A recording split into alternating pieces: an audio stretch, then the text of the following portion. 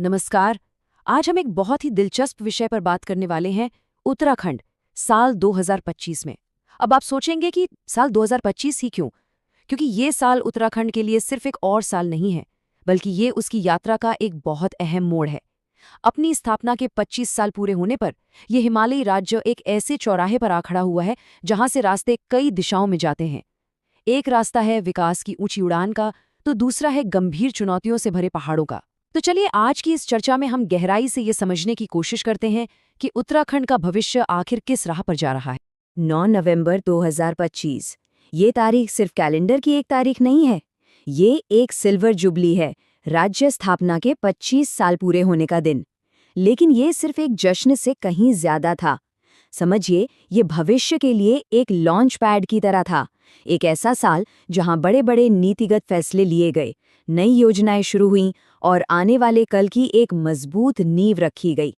तो इस पूरे सफर को ठीक से समझने के लिए हम अपनी चर्चा को 5 अहम हिस्सों में बांटेंगे।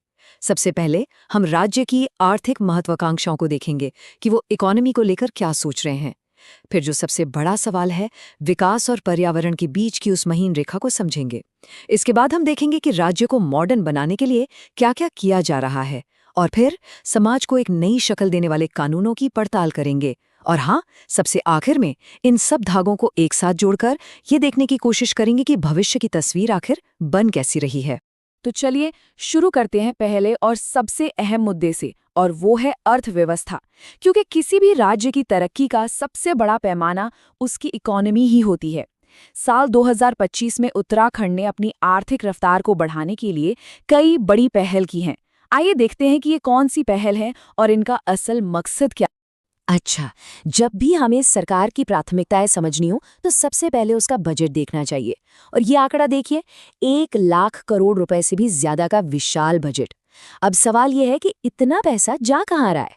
तो इसका बड़ा हिस्सा कृषि, उद्योग और इंफ्रास्ट्रक्चर, मतलब सड़कें, पुल, बिजली, इन सब पर खर्च करने का लक्ष्य रखा गया है। ये साफ साफ दिखाता है कि सरकार का पूरा फोकस आर्थिक विकास पर है। अब जरा राज्य की अर्थव्यवस्था की बनावट को समझिए, ये बहुत दिलचस्प है। ये जो चार्ट आप देख रहे हैं, ये बताता है कि पैसा आ कहाँ से रहा है। देखिए, सर्विस सेक्टर और इंडस्ट्री सेक्टर, ये दोनों मिलकर लगभग 90% हिस्सा बना रहे हैं। और वहीं जिसे हम पारंपरिक रूप से सबसे अहम मानते हैं, यानी कृषि क्षेत्र, वो 10% से भी कम पर सिमट गया है। ये अपने आप में एक पूरी कहानी कहता है ना? एक ऐसे राज्य की कहानी जो तेजी से शहरीकरण और औद्योगिकरण की तरफ बढ़ रहा है। तो इस विकास को जमीन पर उतारने के लिए एक बहुत सोची समझी रणनीति अपनाई गई। आप देखिए, एक तरफ तो मेगा इंडस्ट्रियल पॉलिसी है जिससे बड़े बड़े निवेश को राज्य में लाया जा सके, तो वहीं दूसरी तरफ ग्रामोत्थान योजना से गांव की अर्थव्यवस्था को भी मजबूती देने की कोशिश है। स्थानीय उत्पादों को बाजार देने के लिए एक जनपद दो उत्पाद जैसी स्कीम है।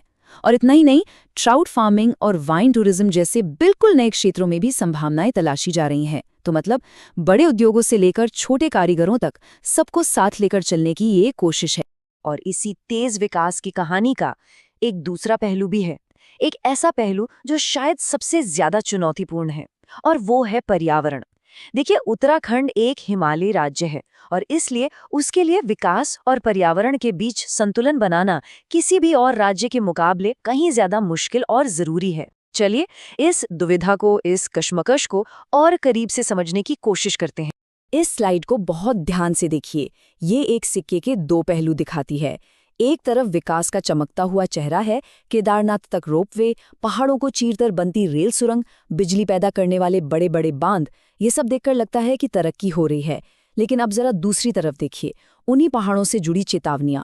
आईआईटी रुड़की की रिपोर्ट कहती है कि अलकनंदा बेसिन में भूस्खलन का खतरा बहुत ज्यादा है। जंगलों में आग लगने की घटनाएं 74% तक बढ़ गई हैं और खनन की वजह से जमीन धंस रही है। तो यहाँ एक सीधा सवाल खड़ा होता है, क्या विकास की कीमत पर्यावरण को चुकानी पड़ रही है? इस पर आप लोग क्या सोचते हैं? हालांकि ऐसा भी नहीं है कि सरकार इन चुनौतियों से अनजान है। इन खतरों को देखते हुए पर्यावरण को बचाने के लिए कई कदम उठाए भी गए हैं। जैसे कि बाघों के संरक्षण के लिए एक स्पेशल फोर्स बनाई गई है, हिमालय बचाओ अभियान शुरू किया गया है, प्रदूषण को कम करने के लिए बाहर से आने वाली गाड़ियों पर ग्रीन टैक्स लगाया गया है, और तो और भूकंप जैसी आपदा से पहले चेतावनी देने के लिए भूदेव ऐप जैसी टेक्नोलॉजी का भी इस्तेमाल हो रहा है। तो ये दिखाता है कि उस संतुलन को साधने की कोशिश लगातार जारी है। चलिए अब अर्थव्यवस्था और पर्यावरण की इस जरूरी बहस से थोड़ा आगे बढ़ते हैं और ये देखते हैं कि उत्तराखंड खुद को एक आधुनिक, एक मॉडर्न राज्य के रूप में कैसे ढाल रहा है। यहाँ हमारा फोकस रहेगा टेक्नोलॉजी पर, डिजिटल गवर्नेंस पर और नई तरह की सुविधाओं पर। साल 2025 में डिजिटलीकरण पर बहुत ज्यादा जोर दिया गया है। जमीन की खरीद बिक्री में जो रजिस्ट्री होती है उसे पूरी तरह से पेपरलेस कर दिया गया है। यहाँ तक कि राज्य की विधानसभा भी अब डिजिटल सदन बन गई है, जहाँ सारा काम ऑनलाइन होता है। शिक्षा की क्वालिटी पर नजर रखने के लिए विद्या समीक्षा केंद्र बनाया गया और पानी के स्रोतों की जानकारी के लिए भागीरथ जैसे ऐप्स लॉन्च किए गए। ये सब क्या दिखाता है? यही कि शासन को ज्यादा पारदर्शी, ज्यादा आसान और आम लोगों की पहुंच में लाने के लिए टेक्नोलॉजी का भरपूर इस्तेमाल किया जा रहा है। और हाँ, ये जो आधुनिकीकरण है, ये सिर्फ सरकारी कामकाज को डिजिटल करने तक ही सीमित नहीं है। आप इस टेबल में देखिए, राज्य के अलग अलग कोनों में नए और आधुनिक संस्थान बनाए जा रहे हैं। देहरादून में आर्टिफिशियल इंटेलिजेंस का सेंटर, तो रुद्रपुर में साइबर फॉरेंसिक लैब, चंपावत में एक नई एग्रीकल्चरल यूनिवर्सिटी, तो हल्द्वानी में एस्ट्रोटर्फ हॉकी ग्राउंड। ये कोशिश है कि राज्य के हर क्षेत्र में, चाहे वो गढ़वाल हो या कुमाऊं, आधुनिक सुविधाएं पहुंचें। तो अब तक हमने आर्थिक और तकनीकी बदलावों की बात की, लेकिन एक और बहुत बड़ा बदलाव है जो समाज की मूल बुनावट पर असर डाल रहा है, और वो है कानूनी और सामाजिक सुधार।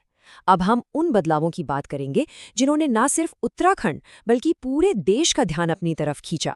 और इसमें जो सबसे बड़ा और सबसे चर्चित कदम रहा, वो था समान नागरिक संहिता यानी यूसीसी का लागू होना। जनवरी 2025 में इसे लागू करने के साथ ही उत्तराखंड आज़ाद भारत का ऐसा करने वाला पहला राज्य बन गया। अब इसका मकसद क्या है? आसान शब्दों में समझें तो इसका उद्देश्य ये है कि शादी, तलाक और विरासत जैसे जो नागरिक मामले हैं, उनमें सभी धर्मों के लोगों के लिए एक समान कानून हो।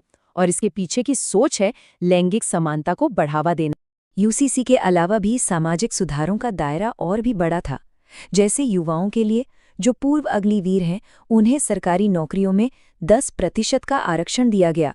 महिलाओं को आर्थिक रूप से मजबूत बनाने के लिए लखपति दीदी योजना का लक्ष्य और बड़ा करके करोड़पति दीदी बनाने का विजन रखा गया। वहीं शिक्षा के क्षेत्र में भी कुछ बड़े बदलाव हुए, जैसे मदरसा बोर्ड को खत्म करना और सरकारी स्कूलों के पाठ्यक्रम में गीता के एक श्लोक को शामिल करना। ये सभी कदम मिलकर राज्य के सामाजिक और शैक्षिक माहौल को बदलने की एक व्यापक कोशिश का हिस्सा है। तो अब तक हमने अर्थव्यवस्था, पर्यावरण, आधुनिकीकरण और सामाजिक सुधारों को अलग अलग समझा। अब समय है इन सभी बिंदुओं को एक साथ जोड़ने का और ये देखने का कि इन सब के आधार पर उत्तराखंड के लिए भविष्य का रास्ता आखिर कैसा दिखता है। भविष्य की राह देखने से पहले एक नज़र इस पर डालते हैं कि आज की ज़मीनी हकीकत क्या है। ये आंकड़े देखिए। राज्य की जीएसडीपी यानी उसकी कुल आर्थिक पैदावार 6.6% की अच्छी दर से बढ़ी है। बेरोजगारी दर 4.2% पर है।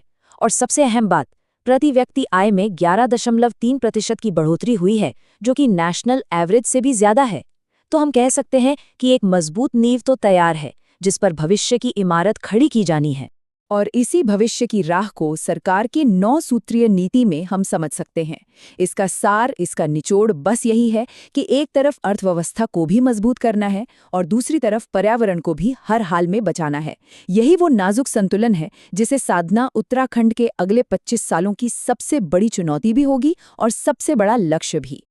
और अंत में, आज की इस पूरी चर्चा के बाद हम सबके सामने एक बहुत बड़ा और बुनियादी सवाल खड़ा होता है। क्या उत्तराखंड के लिए ये मुमकिन है कि वो एक तरफ तो एक आधुनिक और खरबों रुपए की अर्थव्यवस्था बने और दूसरी तरफ अपनी असली पहचान, अपनी प्राकृतिक धरोहर, अपनी पारिस्थितिक आत्मा को भी बचाए रखे? ये एक बहुत मुश्किल सवाल है और इस सवाल का जवाब ही उत्तराखंड का आने वाला कल तय करेगा।